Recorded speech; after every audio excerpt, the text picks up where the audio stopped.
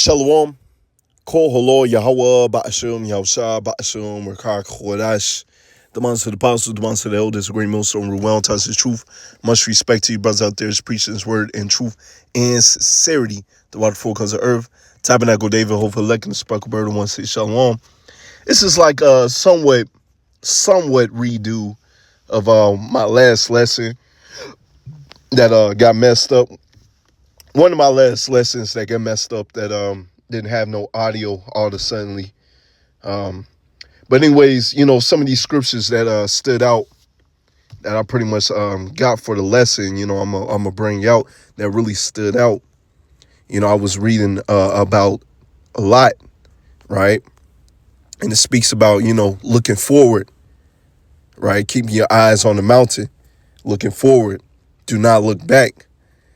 And that's what we got to do in this walk, looking forward, right? In that lesson, it talks about having integrity. No matter what comes through your way, you got to keep that integrity, Keep that integrity. The Lord's going to keep you, right? The Lord tells you to do something, you got to do it. You got to move, right? While these other people's out here playing around, hey, that's on them. But I want to get this in Genesis 19. I'm gonna read around. Let me see. Genesis 19 and verse 16. And while he lingered, the men laid hold upon his hand and upon the hand of his wife and upon the hand of his two daughters. The Lord being merciful unto him, they brought him forth and set him without the city. And it came to pass, they had brought them forth abroad, that he said, "Escape for thy life." And check this. It's pretty much the inspiration of this lesson, man. Look not behind thee, right? Look not behind thee. Ain't we supposed to keep our eyes single, go through that straight and narrow path, right? It's going to have some bumps and bruises, but still look forward. Keep your eyes on the prize, right? Look not behind thee, neither stay thou in all the plain, all right?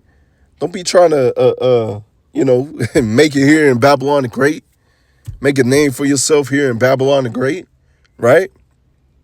Out here playing around, lollygagging. You can see it with Guerrilla Hebrew, with their talk, how they moving. It's like, man, they want to be here for another 1,000 years, right? This is captivity. Escape to the mountain, lest thou be consumed. So make your calling and election sure. Keep your eyes single. Look forward to that mountain, man, right? And so we're going to jump down to verse 23. The sun was risen upon the earth when Lot entered into Zoar. Then the Lord Yahweh shall rain upon Sodom and Gomorrah, brimstone and fire from the Lord out of heaven. That's coming, right? This new rain of fire is going to be by ICBM missiles, right? And we're praying to the Lord that we get delivered. And he overthrew the cities and all the plain and all the inhabitants of the city which grew upon the ground. But check this. But his wife looked back from behind him and she became a pillar, right? So we telling you, do not look back. Keep your eyes forward. In this case, the Lord told Lot, keep your eyes on the mountain, right? We got to keep our eyes on the kingdom. Keep our eyes on the prize. Don't you want those new bodies, the spiritual power, true rulership, right? Keep that in mind. Yeah, it's going to come with some bumps and bruises, but we got to endure, right? Get this in Matthew 6 and verse 22. The light of the body is the eye. Therefore, thine eye be single. Check this. Thy whole body shall be full of light. So if you walking in the way that is pleasing unto the Lord, right, you're going to bring forth righteous fruit. But if thy eye be evil, thy whole body be evil. You see that? Be full of darkness. If therefore thy light is in thee be darkness, how great is that darkness, right? So the Lord is telling you, you must conduct yourself in the light. You must keep your eyes on the prize. If you're not, all right, how you moving through your spirit? Are you wicked, right? Choose a side, either be hot or cold, Lord ain't dealing with that lukewarm spirit, man. Right? So keep your eyes on the prize. If you ain't moving righteously, you're moving wickedly. Classic scripture right here, Matthew 7 and verse 13. Enter ye in the straight gate, for wide is the gate and broad is the way that leadeth to destruction, and many there be which go through it. Because straight is the gate and narrow is the way which leadeth unto life, and check this, and few there be that find it. Right? The scriptures speak of the elect, the ones that are going to be saved and delivered.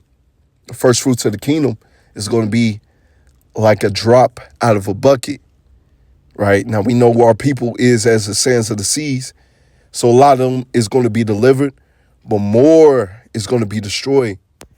The Lord made this world, the kingdom to come for few, right?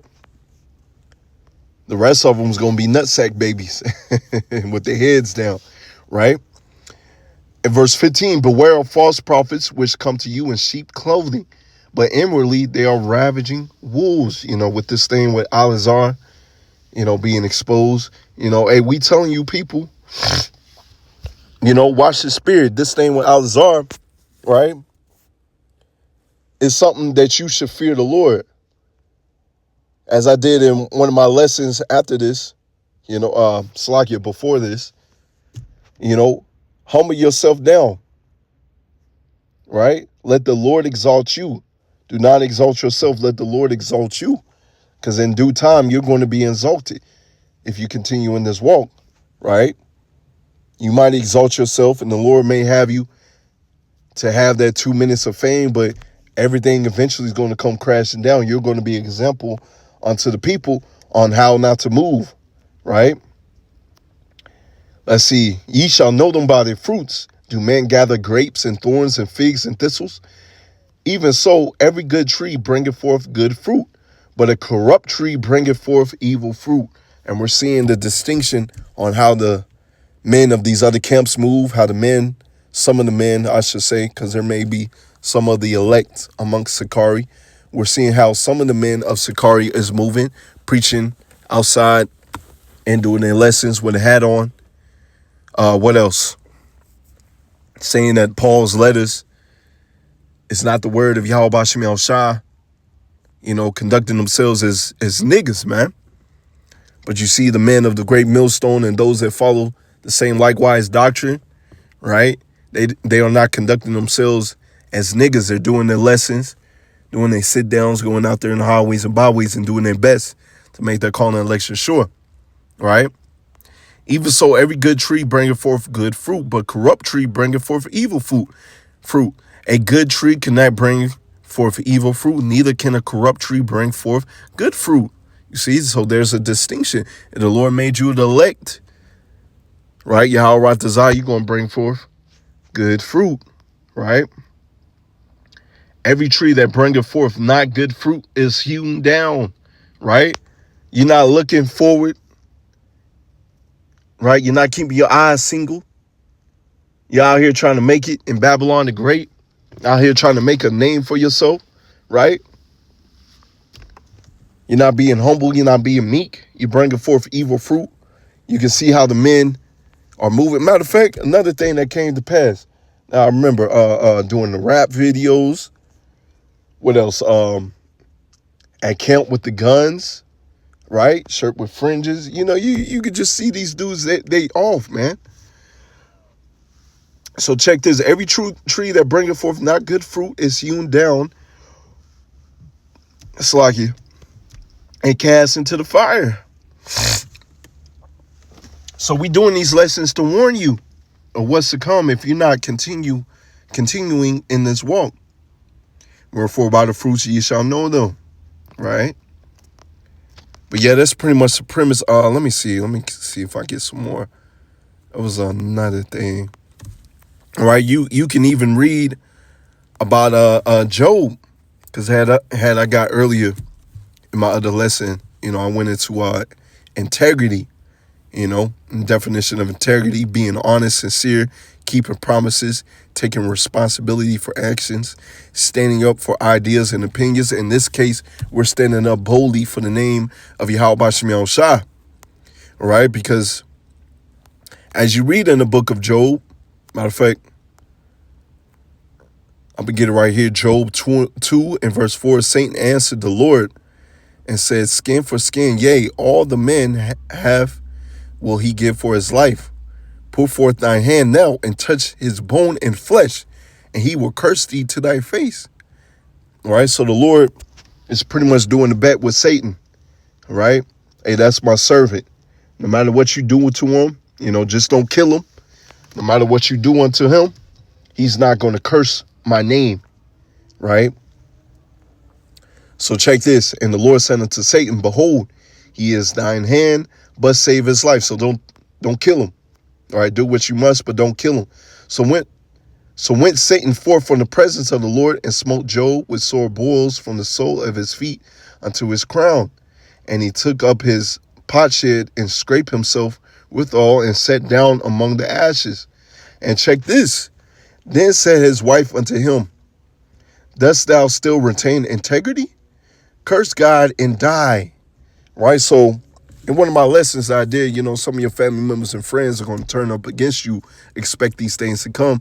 Hey, it may even be your woman, right? They see what's happening, see what you're going through, right? But we're going to keep that integrity. We're not going to listen to these people, man, right? Because we looking at them when they say things like that. That's madness, as I'll get. Job 2 and verse 9 in the New Living Translation. His wife said unto him, are you still trying to maintain your integrity? Yes, no matter what happens, no matter what comes forth, we're still going to go through that straight and narrow path. Curse God and die, right? No, we're not going to do that. And here's the point, Job 2 and verse 10. But he said unto her, thou speakest as one foolish woman speaketh. What, shall we receive good at the hand of God? And shall we not receive evil? In all this did not Job sin with his lips. So the Lord didn't turn his back unto the Lord, man. Job understood that blessings and curses come from the Lord. And you just got to endure whatever you got to endure. Once again, humble yourself, right? Do not exalt yourself, and the Lord is going to exalt you, right? So that's pretty much the premise of this lesson. Just a little quick one. Yahweh desires an edifying lesson. Shalom.